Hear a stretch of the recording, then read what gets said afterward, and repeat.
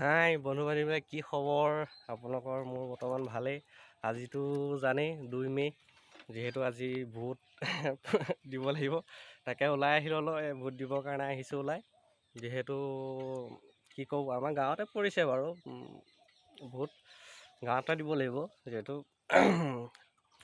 Vote centre আমাৰ ওচৰতে পৰিছে, যিহেতু তাকে এয়া আজি যোৰহাট গ'লোঁ। যোৰহাটৰ পৰা আহি বৰ্তমান পাই গা পা ধুই ভাত পানী খাই ফ্ৰেছ হৈ অলপ জিৰালোঁ। জিৰাই তাকে এয়া ওলাই আহিছোঁ।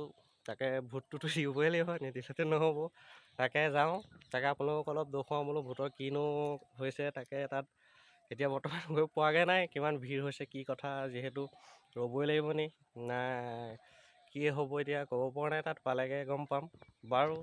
আগলৈ চাই যাওক, তাত পাই লওঁ। তাৰপৰা দেখুৱাই আছোঁ কি হৈছে কি মেলিছে। ঘৰত আহি পালোঁহি, যিহেতু মানুহ ভিৰ আপোনালোক দেখুৱাম বাৰু। সেয়ে যিহেতু দেখিছে মানুহৰ ইমান ভিৰ, তাকে কি হ'ব সন্ধিয়াই লাগিব যে পাইছোঁ। সেই দেখিছেনে বাহিৰতো ইমান মানুহ। তাকে ভোট কিমান সময় দিব পাৰিম আৰু ভগৱান জানিব কিমান দেৰি ৰ'ম। যিহেতু ভোট চোট দি আপোনালোকক দেখুৱাম বাৰু। আজিলৈ আহোঁ। এয়া